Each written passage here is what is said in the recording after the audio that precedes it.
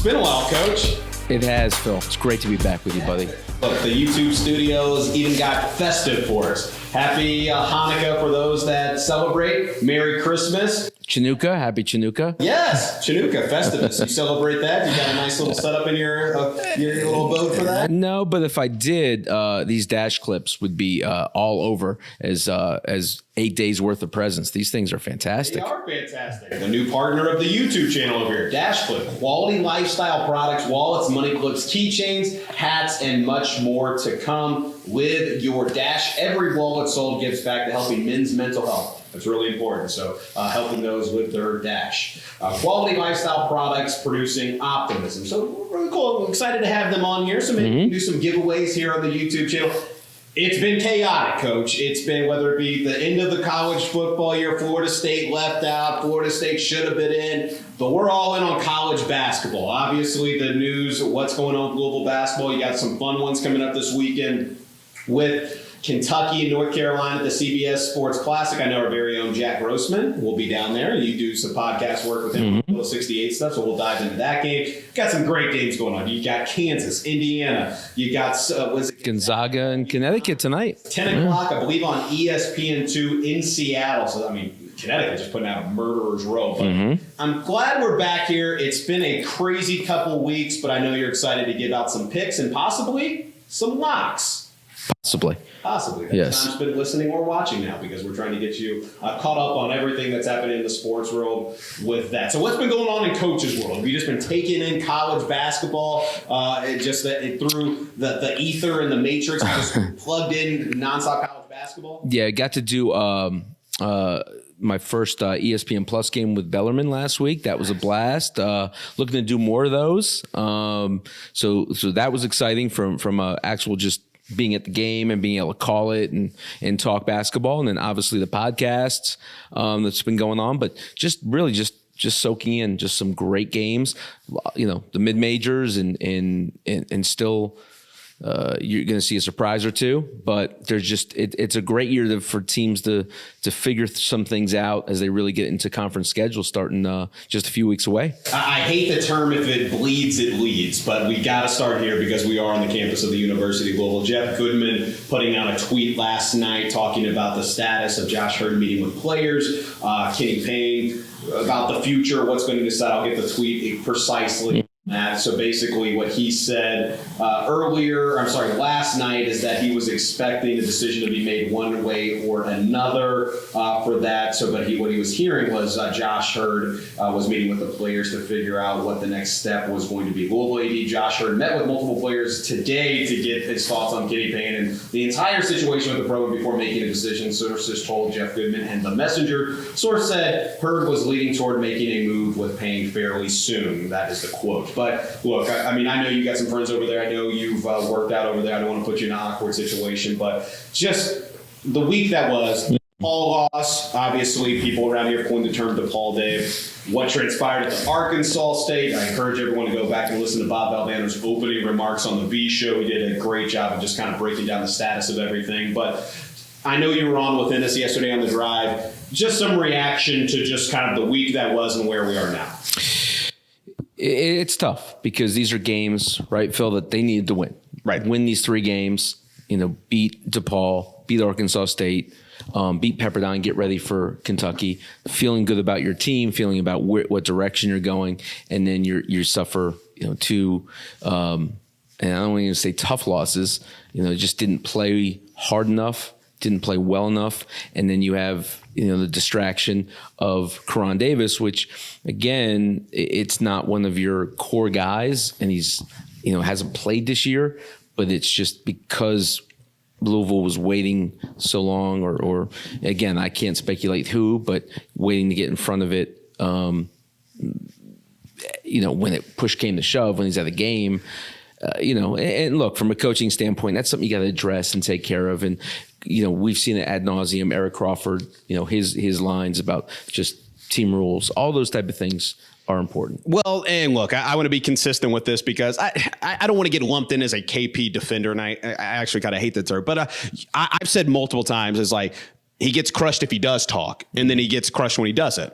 Now, when I saw the multiple press releases going out and what was going on with that, then the weirdness of him being in the stands, I kind of operate like this, and I know I use this term a lot whenever I'm on there. It's like how you do one thing is how you do everything. You love that one. I do love that, but it's a great one. But Mark Cuban, Shark Tank, how you like that? I'm sure he stole it from somebody else and made billions off of it. But that's what we do. Yes. But I think that in Capel, it showcases just kind of the overall tenure here. You could have went with encapsulate. Okay, I was going to make sure. I aborted from that because I feel like I caught it. But thank you. I was trying to power through on that. But I think ultimately it just showcases just kind of the entire tenure here from that. You get the talent. We kind of went with the energy vampires mantra last year of like, okay, getting some guys out there that maybe for Kenny to build the culture, but the problems are still continuing. And that's probably my biggest concern. So a lot of people last year, when people weren't getting back on defense, it was just,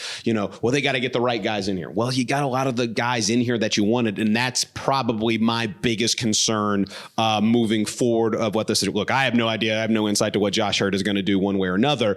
It seems like, and we talked about this before we started this recording on YouTube, ESPN Louisville Plus. Appreciate you. Like, subscribe, and hit that freaking button. But I think when you see Brandon Huntley Hatfield get emotional at the podium talking about Karan Davis and talking about, Kenny Payne, I think those are going to be the discussion that Josh has. My own personal opinion without having any insight, I think he's probably at least going to survive for now. I have no insight, but I think the players will probably go to bat for him, and just Josh is going to say, like, this is unacceptable of what the last two games have looked like. We need to get more from you in order to continue this for the next few months.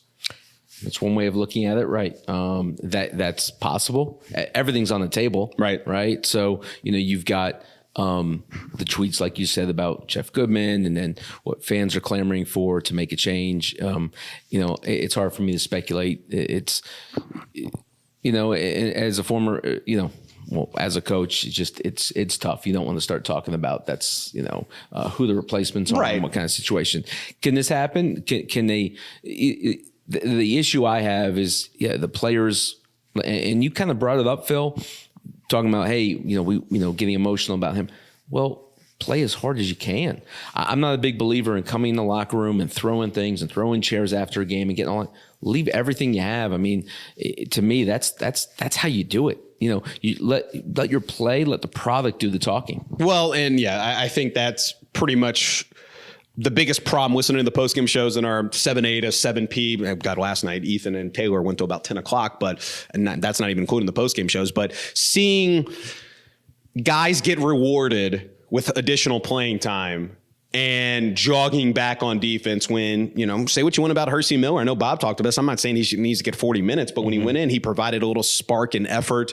Caleb Glenn, the same thing. Like, I'm not saying you got to bench all these guys, but you got to show them, like, what they're doing is unacceptable. And I think that's the biggest problem with everything that's transpiring right now. So, well, you had 27 blow-bys alone in the second half, Phil. Yeah. 27. And, you had 5 times in the second half, players throw up their hands at referees for non-calls. And you talked about, your defense is really built in transition because you're going to be in transition most of the time on misses and whatnot. So,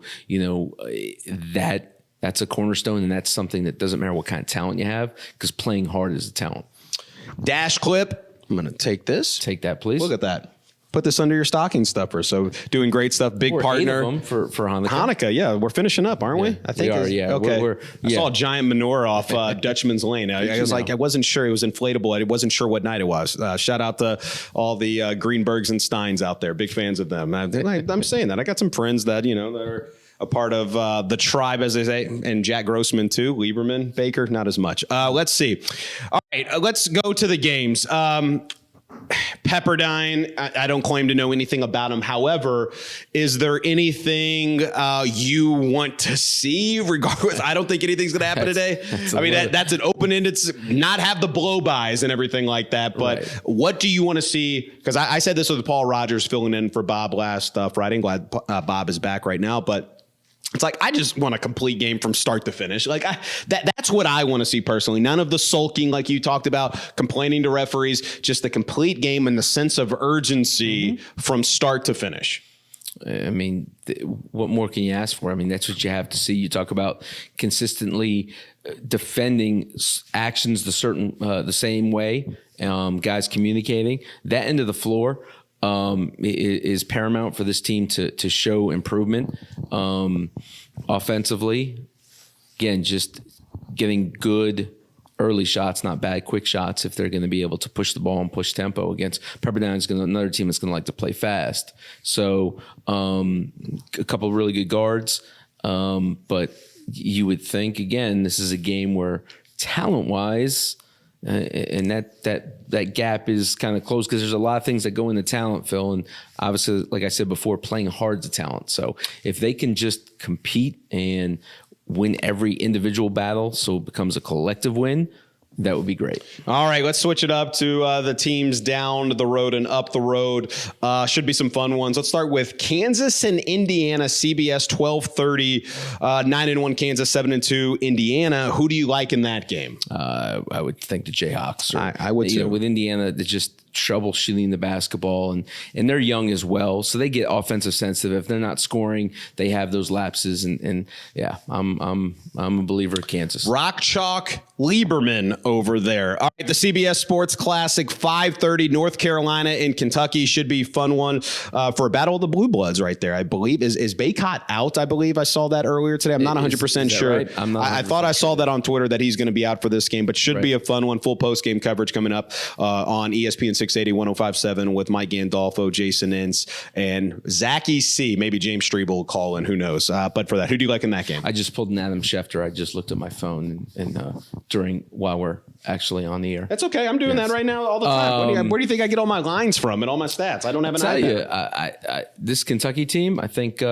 this big stage and how they played against Miami. Obviously, they had the hiccup with Asheville, Wilmington. But yeah, I think Kentucky is going to, especially if he's out. So I'll go with the Wildcats. Okay, and this should be a fun one. We alluded to it earlier. ESPN2 tonight, a late one, Gonzaga and Connecticut. By the time this gets posted, the game may have already happened. But just your thoughts on that game.